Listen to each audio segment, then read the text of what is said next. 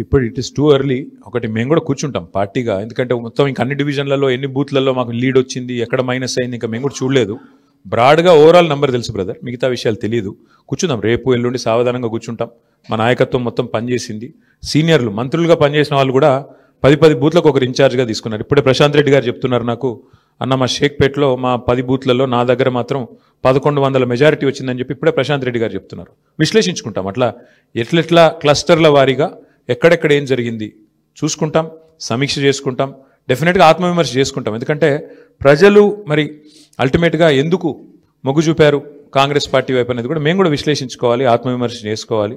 తప్పకుండా ఏదైతే ఉందో మా పోరాటం మాత్రం కొనసాగుతుంది. ప్రజా సమస్యల మీద, ప్రభుత్వం మీద, ప్రజలకిచ్చిన హామీలు నెరవేర్చే అంశంలో మాత్రం డెఫినెట్గా మా పోరాటం కొనసాగుతుంది.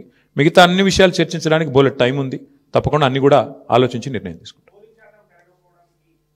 అది హైదరాబాద్లో మొదటి నుంచి ఉంది బ్రదర్ అది. కాకపోతే ఒక్కటి మాత్రం మా వాళ్ళ నాయకులందరూ చెప్తుంది ఏంటంటే, దాదాపుగా మనం ఇప్పుడు 48.4% మీద ఓటింగ్ అయిందని చెప్తున్నారు. కానీ వాస్తవంగా చూస్తే 70% ఓటింగ్గా చూసుకోవాలి. ఎందుకంటే చాలా ఓట్లు షిఫ్ట్ అయిన ఓట్లు ఉన్నాయి. కొన్ని అసలు ఓటర్లు పేరుకు లిస్టులో ఉన్నా అక్కడ ఓటర్లు లేరు.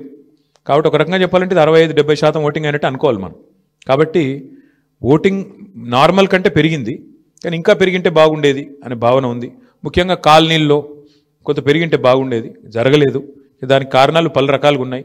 బట్ చూడాలి, భవిష్యత్తులో అన్న మారుతుందేమో చూడాలి. చాలా తేడా ఉంది కదా బ్రదర్. ఇప్పుడు స్పష్టంగా ఈ ఎన్నికలతో ఏం తెలిపోయింది, ఈ రాష్ట్రంలో, తెలంగాణ రాష్ట్రంలో కాంగ్రెస్ ప్రభుత్వానికి, కాంగ్రెస్ పార్టీకి ఒకే ఒక్క ప్రత్యామ్నాయం బీఆర్ఎస్ అని ప్రజలు తేల్చి నిర్ద్వందంగా తీర్పిచ్చారు. దాదాపు నాకున్న అవగాహన మేరకు మాకు 38-39% ఓటు వచ్చినట్టుంది. ఇప్పుడు కూడా ఇంకా ఫైనల్ అయినట్లేదు. 38 వచ్చిందా 39 వచ్చిందా చూడాలి. డెఫినెట్గా మరి మంచి ఓటింగ్ శాతం మాకు వచ్చింది. నేనేమంటానంటే, మరి సింగిల్ డిజిట్లో ఉండిపోయి డిపాజిట్ కోల్పోయింది కదా ఇవాళ ఇంకో పార్టీ. ఇప్పుడు మేము ఓటమి పాలయ్యి ఇంత గట్టి పోటీనిచ్చి అధికార పార్టీ ఇన్ని రకాల ప్రలోభాలు పెట్టినా, ఇన్ని రకాలుగా ఒత్తిళ్లు తెచ్చినా, ఎన్ని రకాల కార్యక్రమాలు చేసినా గట్టిగా నిలదొక్కుని బ్రహ్మాండమైన పోటీనిచ్చాం.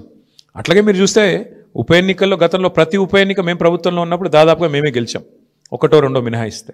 కాబట్టి ఇవన్నీ కూడా జరిగే వ్యవహారాలు. దీన్ని అంత ఇది చేయాల్సిన అవసరం లేదు. పార్లమెంట్ తర్వాత సమీక్ష చేసుకున్నాం.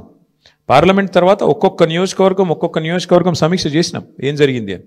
పార్లమెంట్ ఒక అసాధారణమైన పరిస్థితిలో జరిగింది. అప్పటికిప్పటికి వచ్చిన తేడా మీరు చూస్తే బీఆర్ఎస్ఏ ప్రత్యామ్నాయం, బీఆర్ఎస్ఏ ప్రధాన ప్రతిపక్షం అని ప్రజలు ఈ జూబ్లీహిల్స్ ఉప ఎన్నికతో స్పష్టమైన తీర్పిచ్చారు. సరే, సహజంగా గెలుస్తామని ఆశించాం, కొంత నిరుత్సాహపడతాం డెఫినెట్గా ఓటమి పాలైనప్పుడు, కానీ నిరాశ లేదు. అది నేను చెప్పేది.